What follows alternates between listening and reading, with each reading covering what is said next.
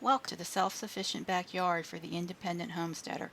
This was one day's harvest from our garden. Join me as we watch a garden grow.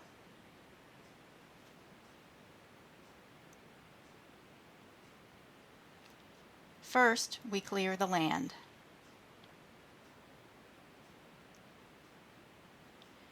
Can you believe this will be a productive garden?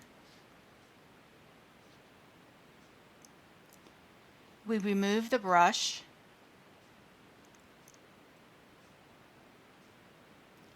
We manually remove countless boulders. Then we begin to till.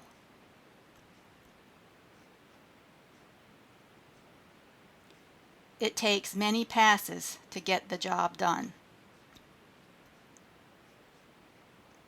Finally, progress, as it's starting to look like a garden.